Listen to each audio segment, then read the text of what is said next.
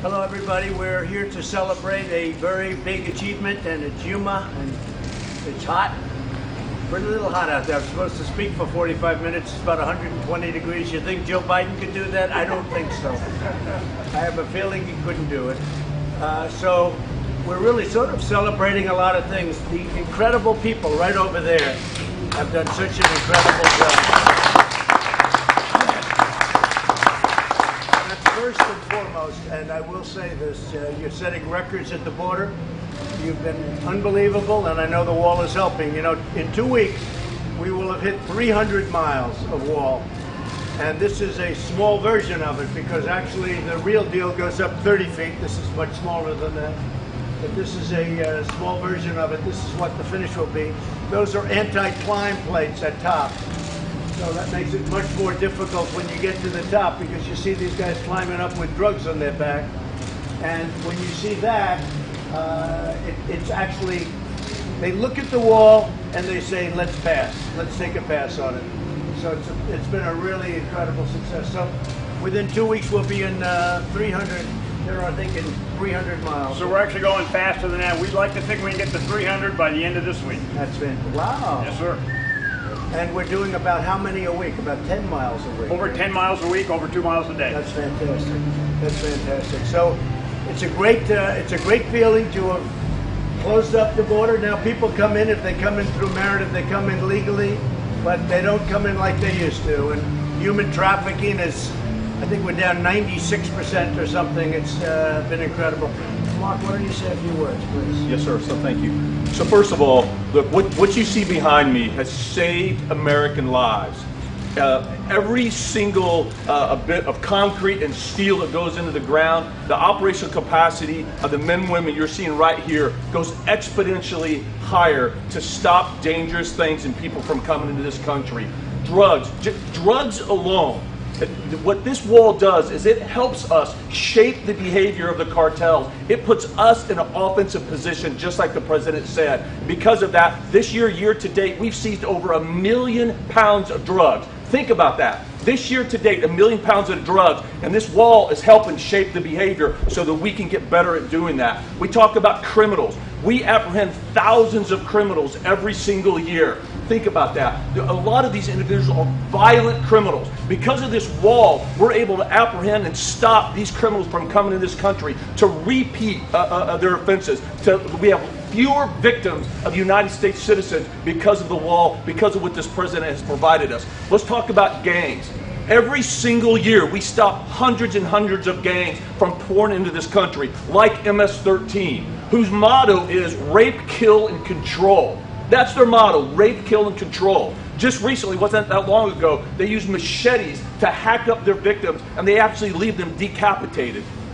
That's what we're talking about when we're talking about what this tool provides us. And then, of course, illegal immigration. Even during the height of a global pandemic, illegal immigration continues. And they allow themselves to be put in stash houses that are unsanitary, unsafe. They're put in tractor trailers for days. I mean, that's like a COVID petri dish. But yet they're coming across. But because of the tools that we have, like this wall, we're able to stop the illegal entry of individuals that have COVID to protect our citizens of this country. And Mr. President, I can say I've been in law enforcement for over 30 years, my entire adult life, and I want to personally thank you. You absolutely understand the threats that we face along our borders. You understand that border security is national security. And what today represents is a tremendous achievement that shows our commitment and the President's commitment to do what he said he was going to do from the beginning. And that's everything that we can to give these men and women the tools that they need to safeguard the health, safety, and security of the American people. So on behalf of the Customs and Border Protection, Mr. President, I want to say thank you for your continued commitment. Yes, sir. It's not a bad job, Mark. Well, you've been my friend, and you've been with us from very early on, and we appreciate it. We've made a lot of progress. You know, you don't hear about the wall anymore because we won. When you win, if you're us, you never hear about it again. And we have page after page of achievement that you never hear of anymore. And people say, oh, let's not talk about Space Force, let's not talk about all of the things we've done. but the wall is something that probably was the most visible of all, and it's working so incredibly. 280 miles, a little more than that. And again, that'll be a great, whether it's next week or the week after, knowing the general will do it next week, but we'll be at that 300-mile mark. And the difference is like day and night. Number one, you can use a lot less people, so you can be doing other things, which is great, because once you have the wall, nobody gets through it. Additionally, the wall is equipped with various things. It's set up for cameras and all sorts of elements. You control a lot of things even from the air within the wall. Interestingly, if you look, this is steel, the exterior, but inside the steel is hardened concrete, very, very strong, heavy strength concrete. And inside the concrete is rebar. So you have steel, you have concrete, you have rebar, you have all different materials. So it's very, very hard to get through, very, very hard. And it made it actually much stronger than it would be even if it was steel. So inside concrete, inside that, what's called grade A hardened rebar, which is very hard to saw. You can't do it very easily. But I think it's going to be fantastic. And again, the big thing is that plate. That's a big deal. We had people, they couldn't get over that. That was the thing that stopped them. They could get up to the plate, but once they got there was nothing to grab. So it's called anti-climb. It's been great. General, would you like to say something? I would, sir. And I think the amazing thing about this is it's part of a great team here. We enjoy working for DHS. Commissioner Morgan and his people and the agents standing next to here are the real heroes. They're the ones we work with every single day. And the Corps of Engineers, again, we stay in concrete and steel, but our employees out in the Army Corps of Engineers are very, very dedicated to be able to make sure we can get this done.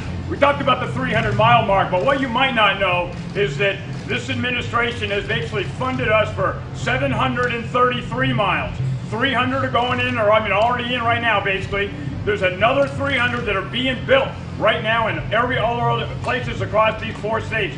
49 different projects are all going in the ground. And then the last 133 are in design and acquisition. We're writing the contracts, we're designing it, but that's 733 miles that are paid for to be able to continue to execute. Last 2 things I would say, Mr. President, is that we want to continue to go out of our way to try to make sure we're taking care of the environment and mitigate any damages out there. We're also worried about the Native American tribes. We're worried about landowners. We want to do this the best way we can to achieve this objective. And we're just very, very proud and honored to be a part of this overall great team. Great job. Fantastic job. As you know, we have some natural walls, so to speak. We have mountain areas. We have very, very rough areas that are virtually impossible to get by. We have the river itself. We have a river that's a rough river, a dangerous river, and you don't need walls at certain locations, but we have covered it, and this is something that's very special, very important. And I looked at the platform. I didn't see it, but I know they used to talk about it, that they would take down the wall if they got in. They would take it down. And one of the incredible things in terms, Mark, of timing is that because of the coronavirus, or whatever you want to call it, the China plague, call it whatever you want. China plague is more accurate. But because of what happened with this, Mexico is heavily infected, and it's stopping people from coming across. We put up 18 miles in San Diego as an example, right opposite Tijuana. And Tijuana is probably the worst place in South America in terms of the China virus. I think it is the worst place. And San Diego is not suffering at all because of it. And so it's an incredible thing that happened. So California is actually very happy that we built the wall. They don't say it publicly because they can't. It's not good politically for them, although I actually think it probably is good politically for them. So it's been an incredible success.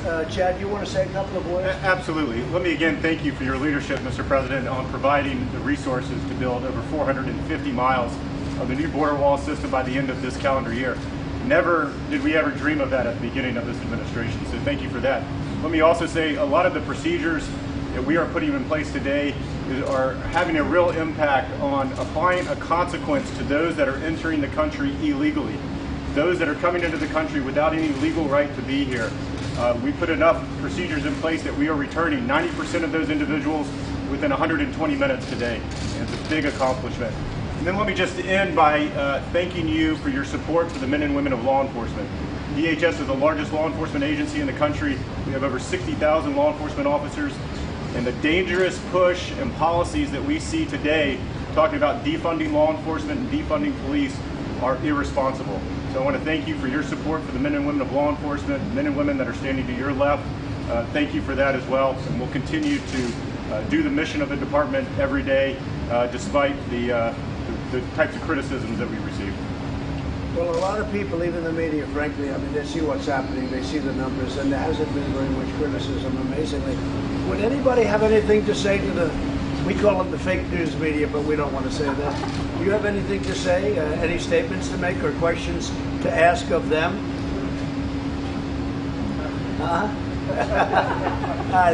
You're very smart. Oh, there, okay, go ahead, please. Just on behalf of the men and women of CBP and all the law enforcement across the country, thank you for your support. Been doing this job for 29 years, and I can tell you that it makes a world of difference knowing that we have the top cover from our Commissioner, Secretary, and certainly from the administration. And I want to tell you that the infrastructure that we're putting into place, whether it's a technology, whether it's the wall system, or the men and women that we're adding to our workforce each and every day, it's certainly going to help improve the security in our country. And so on behalf of all of us that each day put on our uniform, leave our families, hoping to make a difference, we appreciate your support. Thank you. Thanks, sir.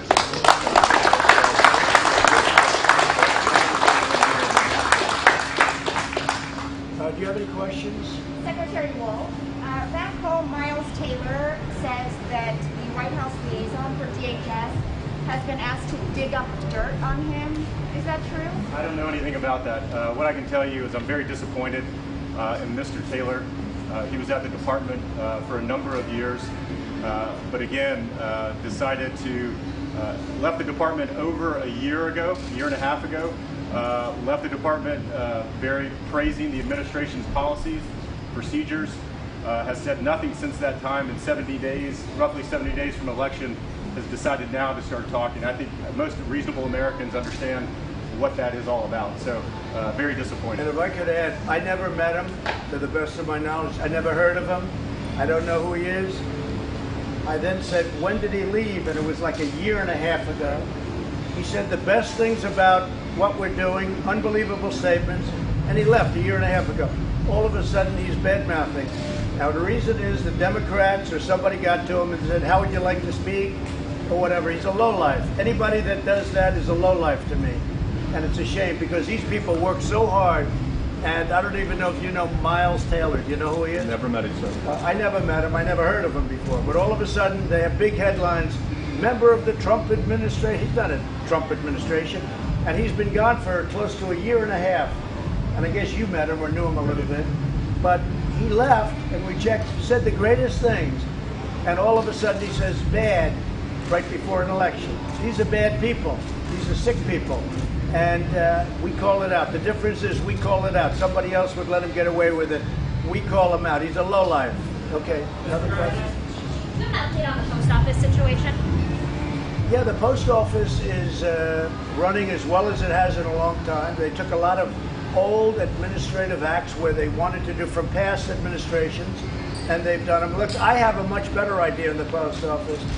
You raise the price per package by a number that it should be, so that instead of Amazon and these other companies making a fortune, including the fact that they pay virtually no tax, which is ridiculous and very unfair to regular stores, Amazon will pay for the cost of the post office. So now instead of losing tens of billions of dollars a year like it has been for 30, 40 years, Amazon should pay for it. And so should other companies in the business of Amazon, delivery. They should pay. They should also pay tax, by the way. And then you'll solve your problem with the post office, because I don't want to lay people off. I'm not laying postal workers off. And let me just tell you, what we do is it's price per package, and they have it figured exactly, whether it's $2 or $3, and you make it so Amazon has to pay, and they can't pass it on. They make a lot of money. They can't pass it on to their customer. Right now, Amazon comes in, they build their big plant, and they deliver the easy ones, and the hard ones they give to the post office. And the plant is usually right next to a big post office building or a post office. They dump packages into the post office. we, the United States, delivers the package for Amazon, and we lose a lot of money. Unacceptable. And I've been telling these people to do this for the last 3 years, but they just got the board, and we're going to be doing it. Amazon is going to pay for the post office. Did you have any role in the decision not to make the changes? No, I wasn't involved. We have a good man, and the head man, and he was carrying on for years what has been taking place at Mark. Is that a correct statement? That's correct. This has been going on for a long time, but I have a much better idea. You get more per package, because the people that used to be there under the Obama administration, appointed by Obama, they never they never raised the prices on Amazon. So Amazon's paying an ancient price, and they shouldn't be. And they shouldn't be allowed to pass it on to their customer. They have to pay for it themselves. They make a fortune. So they've used the post office, and they've used it very smartly, very well. And I've done this for a period of time, but now you have a full board. And we should raise the price of packages Amazon has to pay, and we shouldn't get rid of any of our postal workers. I don't want to get rid of our postal workers. If you look at past administrations, they wanted to cut the post office way down. I don't want to do that. And by the way, Amazon could never replicate the post office. The post office is bigger than Amazon by a lot. Hard to believe how big it is. But it also loses billions and billions, lost $78 billion over a short period, like a 12-year period of time, something like that. 78 billion. Now we'll fix it very easily. It can be done in one day. We charge Amazon for use because it's part of their model. They think the post office is stupid. They think the people in government are stupid. So he builds plants, he builds his receptor plant, or whatever he may call it, or they may call it, and he takes a lot of that stuff and he drops it into the post office. Then the post office loses $2.50 every time they deliver a package. They shouldn't do that. So my idea is very simple. Amazon has to pay. They can't pass it on to their customer because they shouldn't. They make so much money. They've made money by using the U.S. Post Office, and nobody did anything about it. I did, because we started this project 2 years ago, and now we're in a position to do it. So that's what they should be doing. This way you keep everything. Your post office could almost probably make money, probably ends up making money. With first time in 45 years that it would actually make money. And I don't want to fire anybody in the Postal Service, all right? I think that's pretty clear. Yeah. Mr. President, do you agree with the Senate's conclusion that Vladimir Putin directed the hack of Democrats' emails? I don't know anything about it. I didn't read it. I did see Senator Rubio saying Donald Trump had absolutely nothing to do with it. He was on before. He said Donald Trump had absolutely nothing to do with Russia. It's all a hoax. It's a big hoax. What was in a report done by some politicians on the other side, like Warner? What was in the report? That I don't know, but I know one thing that was in the report, that Donald Trump had absolutely nothing to do with it or with Russia. Is that right? Did you read that? Go ahead. Did you read it? Come on, you can say. Included that Thank you were, very much. but Mr. President. Thank you very much. Yeah, go ahead, The please. report also said that Ukraine, there was no evidence that Ukraine interfered in the 2016 election. Well, now it's Ukraine. They So I thought it was Russia. You mean now it's so? Who you with? Who you with? No, I'm with. Huh? They did not find any evidence that Ukraine interfered in 2016. Do you believe? Well, you're telling me that Ukraine did interfere now. No, I'm not. I'm saying that the Senate Intelligence Committee, led by Republicans, did not find any evidence that Ukraine interfered in 2016. You repeatedly have said that they did. Do you still believe they did? I don't know anything about it. I don't know about Ukraine. I don't know about Russia. All I know is that I had nothing to do with either one of them, and that came out loud and clear in the report. Loud and clear. And I want to thank Senator Rubio. He made it very, very powerfully. He made a very powerful statement today. He said Donald Trump had absolutely nothing to do with Russia. And that's true. Okay, what else? U.S.-China talks were postponed. U.S.-China talks were postponed. You were supposed to have a review of this trade deal. I postponed them. I postponed talks with China. You know why? I don't want to deal with them now. I don't want to deal with them now. With what they did to this country and to the world, I don't want to talk to China right now. Okay? Are you going to pull out of the trade deal? We'll see see what happens. Look, let me tell you, what China did to the world was not even thinkable. They could have stopped it. They stopped it from going into China, and they should have stopped it.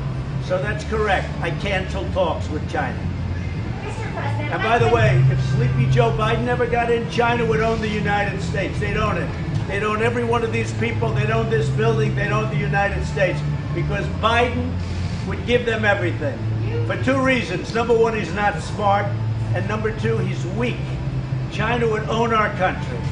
And you know what else? You'll have a deal the first month or sooner with Iran. Iran is dying to make a deal. But I said, let's wait till after the election. And they wouldn't want to wait because there's a chance. If Biden never got in, they'd give them another $150 billion like they did. The dumbest deal I've ever seen. Are you going to take action against Iran on the basis of the U.S. intelligence report? We're going to see. You're going to see. You're going to see very soon. I don't talk about that. You'll see very soon. Any other questions? Mike Lindell, Mr. Pillow, the pillow guy, he's promoting a new therapeutic for COVID-19, Olindrin, and he says you're enthusiastic about it.